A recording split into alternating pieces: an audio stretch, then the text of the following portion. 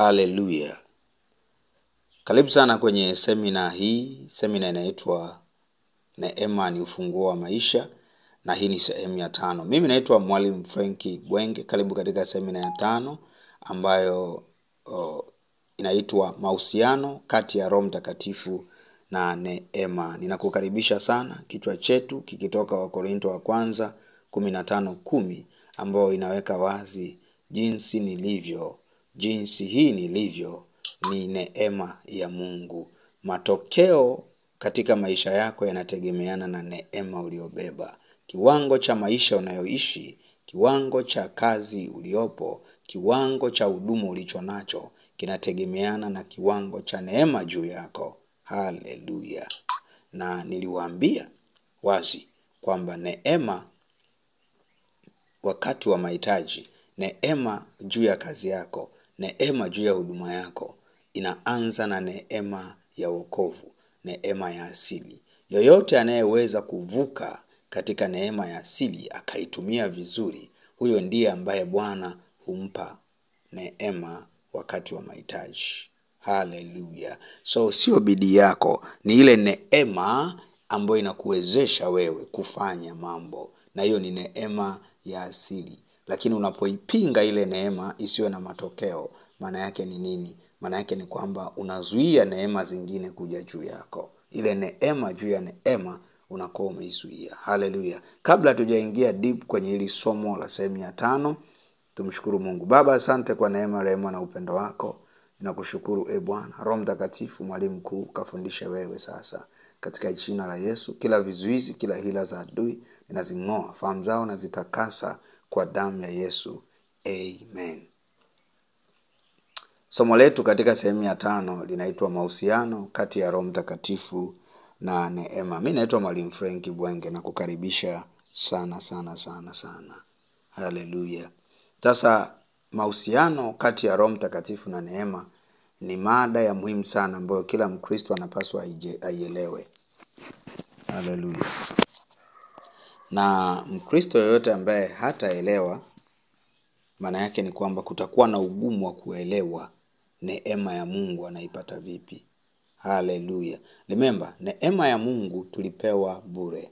Hiyo ni neema ya asili. Lakini bado hata neema hizi zingine kwenye ajira, kwenye maeneo mengine, hizo neema zote tunapewa bure. Okay. Neema ya Mungu ambayo tunapewa kama neema ya asili huwa inatubidiisha, inatupa bidii. Alafu kupitia kutubidiisha, remember, sio bidii zako. Okay? Sio, umenielewa? Unabidiishwa, sio bidii zako. Milango mingine inafunguka. Sema haleluya. Rabo shanta raba koria mahanto. Utayari wa kuitumia neema ya asili kuinuliwa ndio mlango mkubwa wa Mungu kukupa neema zingine. Mungu akikupa talanta 7, kupitia zile talanta ukazalisha, maana yake atakuinua viwango vingine. Nilikupa mfano hapo nyuma. Haleluya. Sasa leo nataka nikufundishe kitu. Lazima ujue neema ni roho. Tumeanza hili somo sasa, mahusiano kati ya Roho Mtakatifu na Neema. Nataka niweke sawa kwanza hapo mwanzo ili usije ukaelewa tofauti. Lazima ujue cha kwanza, neema ni roho. Okay? Na ndio maana mtu mwenye neema huwezi ukashindana naye. Na ndio maana mtu mwenye neema hana vigezo. Ndio maana mtu wa neema ukijilinganisha naye utamuona hafai, lakini matokeo yanaonyesha wazi kuwa yuko juu. Mtu mwenye neema ni kweli kabisa ana diploma na wewe una masters, lakini yuko juu yako. Hii ni neema ya Mungu. Siongelei ufalme wa giza, naongelea neema ya Mungu. Uwezesho wa Mungu ndani ya mtu. Of course lazima ujue na shetani huwa anawezesha watu, lakini somo hili tunazungumzia neema ya Mungu. Haleluya. Neema ya Mungu. Shetani hana kitu kinachoitwa neema. Hana. Yes, hana. Hawezi kukupa kitu chochote bure. Lazima utoe kitu. Yes, ndio maana watu wameuza nafsi zao. Lakini kwa Mungu tuna kitu kinaitwa neema. Haleluya. Haleluya. Neema ni roho. Ngoja nikusomee maandiko hapa. ili tuweze kwenda sawa. Ukisoma Zekaria 12:10 ambao ulikuwa ni unabii, ulikuwa anatabiri. Zekaria 12:10, nami nitamwagia watu wa nyumba ya Daudi na wenyeji wa Yerusalemu roho ya neema na kuomba. Roho ya neema na kuomba. Nao watamtazama yeye ambaye walimchoma, nao watamwombolezea kama vile mtu amwombolezaye mwanawe wa pekee. Nao wataona uchungu kwa ajili yake kama vile mtu aonavyo uchungu kwa ajili ya mzaliwa wake wa kwanza. Ulikuwa ni unabii kwa Yesu Kristo kupitia nabii Zekaria. Unaweza ukaelewa hapa Mungu alikuwa anazungumza kwa habari ya miaka ijayo ambayo ndio miaka hii, kwamba atamwaga. Sasa remember, wenyeji wa Yerusalemu baada ya kuwa Kristo amemkataa aliwageukia mataifa, si ndio? Maana yake wanaposema Yerusalemu wanazungumzia kanisa, wanaposema Israeli wanazungumzia kanisa. Haleluya. Maana yake hii roho ya neema imemwagwa kwenye kanisa. Na hii roho ya neema ndiyo ambayo alikuja nayo Kristo, lazima uelewe. So tulichopewa ilikuwa ni roho. Ndio maana mtu mwenye neema huwezi ukacheza naye, ni spirit. Ndio maana spirit, remember, roho inapigana na roho. Kingekuwa tu ni kitu kingeondoka mapema. Na ndio maana Mungu huwa aachili neema, yani umekaakaa tu. Umenielewa? Unapewa bure, lakini lazima ile neema ya wokovu huo umeiruhusu ikakubidisha kwenye maisha yako. Si tunaelewana mpaka hapo? Yes, ukiruhusu ikakubidisha, Mungu huachilia neema tena juu ya neema. Sio kwa sababu ya bidii yako. No. Ni kwa sababu umeruhusu ile neema ya wokovu, neema ya asili ikakubidisha.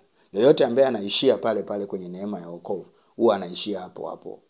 Haleluya. Sijui kama unanielewa. Sasa leo nitakufundisha siri nyingi sana ambazo zitakusaidia hapa. Okay? Lazima ujue pia Roho Mtakatifu anaitwa Roho wa neema. Haleluya. Roho Mtakatifu anaitwa Roho wa neema. Ukisoma Waebrania 10:29 pia utaelewa kwamba hakika kumbe neema ni roho. Na ni roho ipi? Ni roho ya Bwana ambayo inaachiliwa kwa watu. Haleluya. Na inaitwa roho ya neema. So ni roho ya Bwana inayojulikana kama roho ya neema. So neema sio tu kitu cha kufikiria ni cha mchezo. Haleluya. Yes. Na bana sio rahisi mtu kukichukua hicho kitu ulichopewa.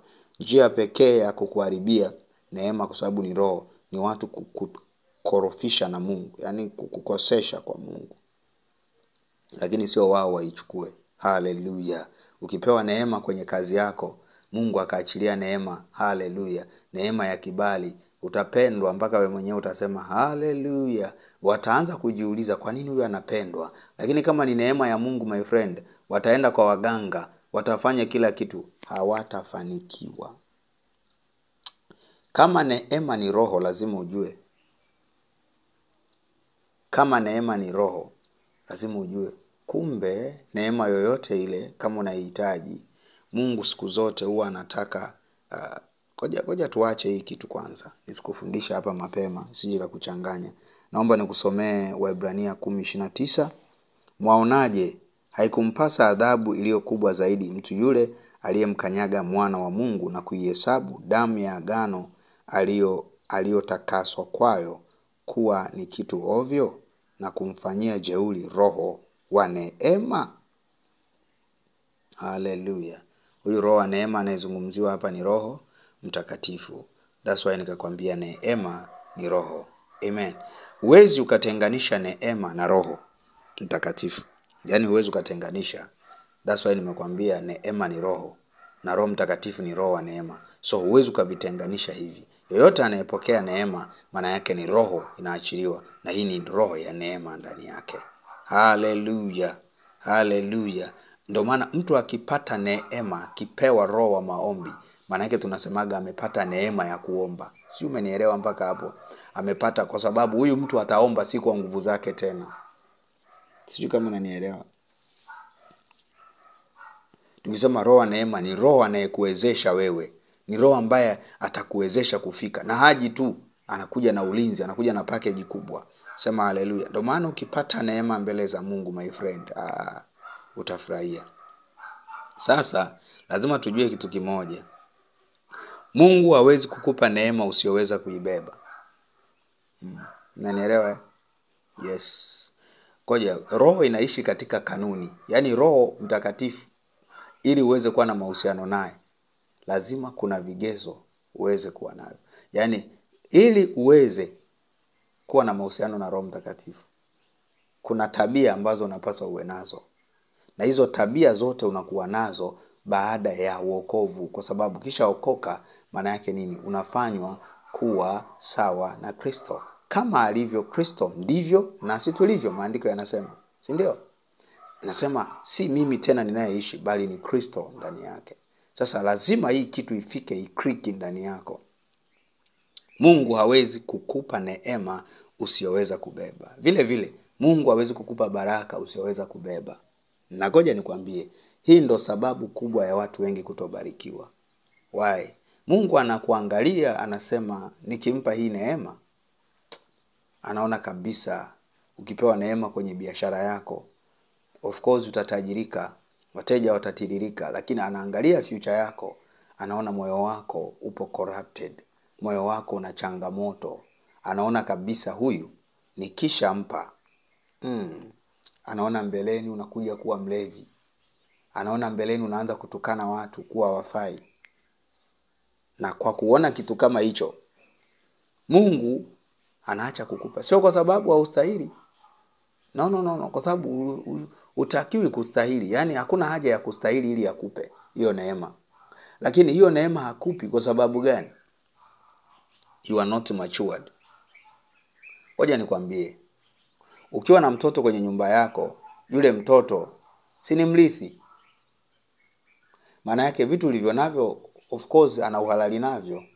Lakini kwa nini huwezi tu kaamka asubuhi mtoto wa miaka 4 ukamwambia ingia kwenye gari uendeshe, chukua gari hiyo? Umeelewa? Au kampa milioni 10 kaniwekee benki, kwa sababu hana huo uwezo, hana ufahamu. Umeelewa mpaka hapo? Ataichukua, ataiona tu kama vile umempa 500. Na mtu akimwambia chukua hii, nipe hii, ataiacha. Maana yake ni nini? Mungu hawezi akakupa neema kama you are not matured, kama hauna ufahamu. Umeelewa? Kama hujakuwa. Kwa sababu moja ya sehemu ambayo unapimu umekuwa ni maarifa sahihi na hekima ulionayo. Bila hivyo vitu, mambo mengi sana watu wengi hawapokei. Sio kwa sababu Mungu hapendi, lakini anajua nikikupa hii neema huna uwezo wa kuibeba. Maana yake lazima always baada ya kuokoka uwe na bidii ya kutafuta maarifa. Ngoja nikwambie, Wakristo wengi wameshindwa kupata hii neema wakati wa mahitaji. Kwa sababu gani? Kwa sababu hawana maarifa. Na yale maarifa na hekima ambazo walipaswa wawe nazo ndizo ambazo zingeweza kubeba ile neema ambayo Mungu ametarajia. Lakini kwa sababu wamekosa hekima na maarifa, wamejikuta Mungu hawezi kuwapa, kwa sababu akiwapa anaona maangamizi kabisa. Haleluya. Haleluya. Kwa sababu furaha ya Mungu ni kuona ukifanikiwa. Lakini kama akiona hii neema nikikupa itakuangusha, hawezi kukusaidia. Ndio maana sasa ili Mungu akupe neema hii wakati wa mahitaji, lazima umefika kwenye kiwango fulani cha ushirika na Roho Mtakatifu. Si kama unanielewa? Ili upewe neema kwenye biashara yako, ili upewe neema kwenye ndoa yako, ili upewe neema yoyote ambayo ni muhimu kwa mahitaji yako. Umenielewa? Lazima ujue.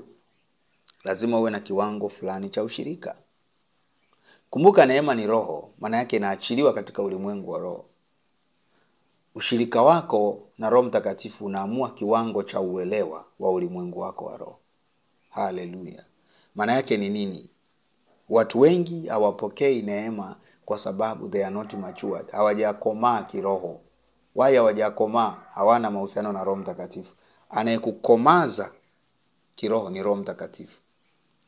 Ndio maana nikakwambia lazima ujue mahusiano kati ya Roho Mtakatifu na neema. Haleluya. Haupati neema kwa sababu una Roho Mtakatifu. ila kwa sababu una ushirika na Roho Mtakatifu. Na sio kitu ambacho ushirika wako na Roho Mtakatifu sio bidii ulionayo, bali ni neema ya wokovu. Ni ile kazi aliyoifanya Kristo msalabani inakuwezesha uwe na ushirika na Roho Mtakatifu. Ambacho Mungu anahitaji ni utayari. Sasa watu wengi ule utayari wamekataa, wamekuwa na sababu nyingi. Mwingine atasema Roho Mtakatifu kwetu sisi hatuna. Usije ukamkataa Roho Mtakatifu kiasi hicho. Haleluya. So lazima kila Mkristo ajitahidi kuwa na ushirika na Roho Mtakatifu. Hauwezi ukapokea chochote nje ya ushirika na Roho Mtakatifu. Tuna baraka nyingi kwenye ulimwengu wa roho, sawa sawa na Efeso 1:3. Lakini hatujazipokea kwa sababu gani? Hatuna ushirika na Roho Mtakatifu. Yes. Hatuna ushirika na Roho Mtakatifu. Hatujampa ibada Mungu. Yes. The more unampa Mungu ibada, the more ushirika wako unaongezeka na Roho Mtakatifu. Kwa sababu Roho Mtakatifu ni Mungu katika utendaji. Lazima ujue. Haleluya. Hiki ni kitu ambacho kitakusaidia sana. Nataka nikwambie Roho Mtakatifu ni neema. Roho Mtakatifu ni neema. Why? Tulipewa bure. Hakuna ambaye alilipia. Ongezea hicho. Kama upo wewe ulifanya jambo ukapewa Roho Mtakatifu, niambie. Ni baada ya kuokoka tu. Na kuokoka, kumbuka, ni neema ya wokovu ambao ni bure. Tumesoma Waefeso 2:8, si ndio? Tumeokolewa kwa neema kwa njia ya imani. Si kipawa cha mwanadamu, bali ni kipawa cha Mungu. Si kwa matendo yetu, mtu yeyote asijisifu. Lazima ujue hicho. So kama tulipewa bure huyu Roho Mtakatifu, maana yake moja kwa moja Roho Mtakatifu ni nini? Ni neema. Yes. Lazima ujue ukishapewa hiyo neema, ambayo mimi nitaita neema kuu, neema ya Roho Mtakatifu. Nitaita neema kuu kwa sababu neema zingine zote zinategemeana na ushirika wako na Roho Mtakatifu. Ukiachana na roho ya asili, ukiachana na neema ya asili au neema ya wokovu, neema zingine zote zinategemeana na ushirika na nani? Na Roho Mtakatifu. Why? Because yeye ndo roho wa neema. Ukishikana naye vizuri unapata neema alionayo. Ushirika naye. Na ushirika hauhitaji nguvu, my friend. Umenielewa? Yes. Kuna neema ya wokovu. Hiyo ndio inakuwezesha kuwa na ushirika na Roho Mtakatifu. Kama utakuwa tayari ikubidiishe. Remember, neema, moja ya kazi ya neema ni kwamba neema hubidiisha. Neema hubidiisha. Nitaenda kukuonyesha kazi za neema. Moja ya kazi ya neema ni nini? Kubidiisha. Yaani ile bidii ulionao ya kuomba, usije ukafikiri ni ya kwako. Ndio maana watu wengi hawapokei maombi, hawapokei kile wanachoomba. Wanaomba alafu wanajua ni bidii zao. Baba, nimeomba sana. You see, tayari umeshajihesabia haki. Unafikiria kwamba kuomba kwako sana ni kwa sababu ya nguvu zako. No. Ni roho wa neema, ni Roho Mtakatifu. Ni neema ya wokovu juu yako. Haleluya. Kwa ninapokuambia Roho Mtakatifu ni neema, lazima uelewe kwamba ni neema. Why? Because pia tulipewa bure. Na hii ndo neema kuu ambayo baada ya neema ya asili unaipokea, na baada ya kuipokea inaanza kuzaa neema zingine juu ya neema zingine. Why? Ni roho ya neema. Matendo ya Mitume 2:38. Petro akawaambia, tubuni mkabatizwe kila mmoja kwa jina lake Yesu Kristo, mpate ondoleo la dhambi zenu, nanyi mtapokea kipawa cha Roho Mtakatifu. Okay? So mnaweza mkaelewa hapo kipawa kinakujaje baada ya kubatizwa, kuondolewa dhambi. Hapa ni tuseme ni salvation. Sawa Yes. Baada ya kuokoka unaweza tukaweka katika lugha hiyo. Alafu unapokea kipawa cha nani? Cha Roho Mtakatifu. Kuna tofauti ya kupokea Roho Mtakatifu na kujazwa Roho Mtakatifu. Sawa Unaweza ukawa kabisa kila mtu baada ya ubatizo pale na kumkubali Yesu kuwa Bwana, alipokea Roho Mtakatifu. Umenielewa? Yes. Ila kujazwa Roho Mtakatifu ni jambo jingine. Alafu kuna kuongozwa na Roho Mtakatifu. Lazima ufike sehemu uweze kuongozwa na Roho Mtakatifu. Biblia inasema wote waliompokea Yesu walipewa nguvu ya kufanyika kuwa watoto wa Mungu. Okay? Kwenye Yohana wa kwanza. Lazima ujue hicho. Sawa? Alafu ukishapokea Yesu unakuwa mtoto. Maana yake unapaswa kukua kuwa mwana. Sijui umenielewa mpaka hapo? Watu wengi wameishia kuwa watoto. Wamempokea Yesu, wamepokea Roho Mtakatifu na wameishia hapo hapo. Umenielewa? Lakini kwenye Warumi 8 inazungumza kwa habari ipi? Kwa habari ya kwamba wote wanaoongozwa na Roho hao ndio wana wa Mungu. Maana yake ni nini? Ni hatua nyingine. Baada ya kumpokea, sawa, ukajazwa nguvu. Na kujazwa ni kila siku. Hilo ni zoezi la kila siku. The more unakuwa na ushirika naye anakujaza kila siku. Sio swala la siku moja tu. Umenielewa? Yes. Sasa wale ambao wanaongozwa na Roho Mtakatifu, hao ndio wana wa nani? Wa Mungu. Maana yake kuna tofauti ya mtoto na mwana. Children, daughters and sons. Au sons tuseme. Mtoto, hata kama umezaliwa sasa hivi utaitwa mtoto, lakini huwezi ukawa son kwa Kiingereza. Umenielewa? Wakati bado hata meno hujaota, my friend. No, hatuwezi kukuita hivyo. Kwa mwana ni hatua nyingine. Baada ya kuwa mtoto kuna hatua unavuka unakuja kuwa mwana. Maana yake baada ya kuwa umempokea Roho Mtakatifu ukajazwa, kuna hatua unafika unaanza kuongozwa. Hapa ndo mtu utajikuta tu unaacha kusikiliza nyimbo za duniani, kwa sababu Roho Mtakatifu ataanza kukuongoza. Utajisikia tu umeacha kuangalia tamthilia masaa 7. Si tumeelewana? Utajikuta tu umeacha pombe, anakufungua kabisa moja kwa moja. Utajikuta tu ulikuwa unapenda wanawake ghafla. You see, hapa maana yake umeanza kuongozwa na nani? Na Roho Mtakatifu. Na ukishafika hapa ndo tunaanza kusema umeanza kuwa na ushirika na Roho wa neema. Na hapa ndo wa mlango pia. Umenielewa? Nimekwambia hivi, Mungu hawezi kukupa neema usiyoweza kubeba. Why? Kuna tabia unazo ambazo lazima ziondoke. Na ili ziondoke unahitaji kuwa na ushirika na Roho Mtakatifu. Na ndo maana kuna neema utapewa mpaka umefika kiwango fulani cha ushirika wa Roho Mtakatifu. Yaani uwe umebadilishwa mahali fulani. Uwe umefika sehemu unamsikiliza Roho Mtakatifu anakuongoza. Ili ukipewa ile neema uweze kuitunza. Usije ukaitumia vibaya. Mungu amekuinua, amekupa mamlaka ofisini, unaanza sasa kuwaendesha. Unataka upigiwe magoti ukiletewa chai. Unataka wakija wakuangalia usoni wasije wameinama au wengine usiniangalie inama. Unataka kuingia tu ofisini, masharti kibao. Unaanza na kuweka mabango kwenye meza yako. Speak English only. Ndio maana kuna neema utapewa.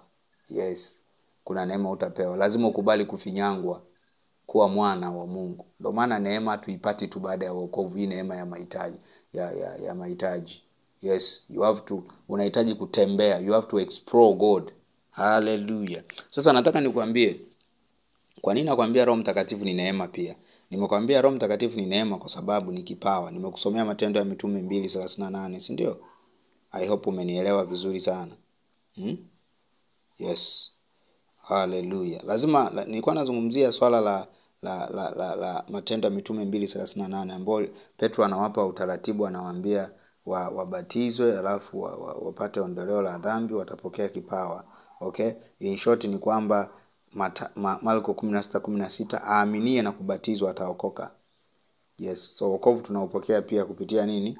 Ubatizo. Maana yake alichokuwa anazungumza wapokee neema ya wokovu kwanza, alafu baada ya hapo watampokea Roho Mtakatifu ambaye ni neema au roho wa neema ya mahitaji.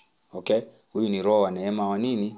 Wa mahitaji. Hallelujah. Sasa nataka nikuonyeshe kwenye Zekaria 4:6 kwamba Roho Mtakatifu ni neema. Hallelujah. Ushirika na Roho Mtakatifu ambao tumepewa bure. Remember huyu Roho Mtakatifu mwenyewe ni neema. Yaani tumepewa bure. Hamna chochote ulichofanya. Ila akishakaa ndani yako my friend, lazima uitumie neema ya wokovu ambao umepewa kuwa na ushirika naye. Wengi hawaitumii. Walipewa talanta wanachimbia chini. Roho Mtakatifu ni kama talanta. Ukimchimbia chini ndio hivyo, kwa heri. Why? Because neema ya wokovu inakuja na nguvu ya maombi. Kama hauombi Roho Mtakatifu utamzimisha. Kwa nini maandiko yanasema usimzime Roho Mtakatifu? Maana yake ni hivi, kuna nguvu amekupa Mungu, unapaswa uitumie ili asizime. Wengi sasa kwa sababu ya kujihurumia na visingizio vingi tunamzima. Zekaria 4:6. Akajibu akaniambia akisema, hili ndilo neno la Bwana kwa Zerubabeli kusema, si kwa uwezo wala si kwa nguvu, bali ni kwa roho yangu, asema Bwana wa majeshi. Nasema ujue hilo sio bidii zako, sio kusoma sana darasani ndio maana umefaulu, sio kwa sababu unafanya sana mazoezi asubuhi ndio maana umeweza kushinda hiyo marathon. No, ni kwa sababu ya ile neema ambayo imekubidiisha wewe ukafanya yote hayo. Sio wewe tena, ni ile kazi ya msalaba iliyotupa neema ya wokovu. You have to know that neema ya wokovu ni mtaji ambao kila mtu amepewa. Ni wewe tu uamue kuzalisha au ufukie. Sasa neema ndio ambayo inakupaga nguvu ya kuomba, inakupa neema ya kufunga. Ndio maana hatufungi kwa nguvu ya kawaida. Na hii neema nimekwambia ni roho. Haleluya. Ndio maana unafanya vitu ambavyo wewe mwenyewe kuna muda unakaa. Unaweza kusali masaa 12 unajiuliza nimesalije? Uwezi ukapata maana. Masaa 12. Sometime kabisa umesimama. Umenielewa? Why? Because ni neema ya Mungu ambayo ni roho inaachiliwa juu yako. Sasa lazima ujue ili andiko linamaanisha nini. Si kwa uweza wala si kwa nguvu, bali ni kwa roho yangu. Maana yake ni nini? Ni kwamba umestahilishwa tu. Umewezeshwa na Mungu tu. Maana yake ni neema tu. Na huyu ndio Roho Mtakatifu. Ndio maana nikakwambia Roho Mtakatifu ni neema. Roho Mtakatifu hutuwezesha pasipo kustahili. Ela na mahanta la bakori ya mahanta. Zika paradosi. Why? Because tumestahilishwa na ile neema ya wokovu. Yaani Yesu asingekufa msalabani, mimi na wewe, huyo Roho Mtakatifu tuliye naye tusingekuwa naye. Maana yake una Roho Mtakatifu kwa sababu umestahilishwa kuwa naye. Maana yake na neema yote ambayo utapewa sio kwa sababu ya matendo yako. No, umestahilishwa. Sema haleluya. Lazima ujue hiki kitu. Huyu ambaye si kwa nguvu wala si kwa uweza, bali ni kwa roho wa Bwana. Si kwa nguvu zako, si kwa uwezo wako, bali ni ile neema. Yaani ni yule roho wa neema, ni Roho Mtakatifu. Huyu ni roho wa neema ya wakati wa mahitaji. Naomba utofautishe neema ya asili na neema ya wakati wa mahitaji. Okay? Nimekufundisha hizo aina mbili, si ndio?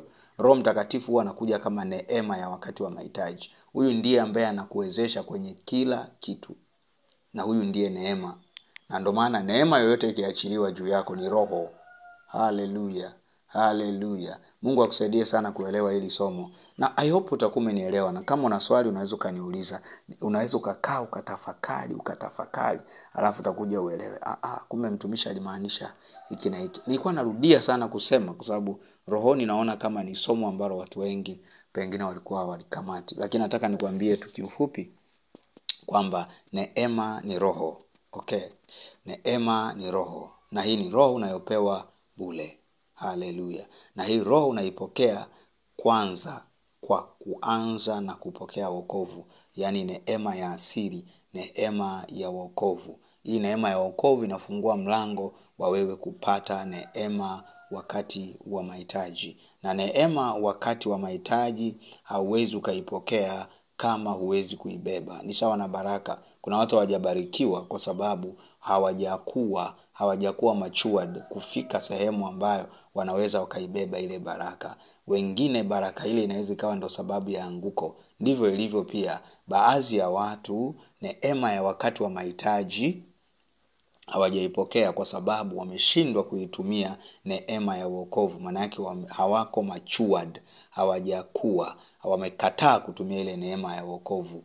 Ile neema ya msalaba wamekataa kuitumia. And therefore Mungu akiangalia anaona kabisa hata nikimpa neema wakati wa mahitaji atatumia vibaya. Na hapa ndipo ambapo tunahitaji kuwa na ushirika na Roho Mtakatifu. Ili uweze kuwa na uwezo wa kuibeba ile neema, unahitaji kuwa na mahusiano na Roho Mtakatifu. Na hapa ndipo mahusiano ya Roho Mtakatifu na neema yanakuja. Haleluya, haleluya. So lazima uwe na bidii ambayo ni kupitia neema ya wokovu kubidiishwa. Lazima uruhusu kubidiishwa. Haleluya. Ili uweze kuwa na mahusiano na Roho Mtakatifu. Uweze kuwa na ule uwezo sasa wa kuibeba ile neema ya wakati wa mahitaji. Neema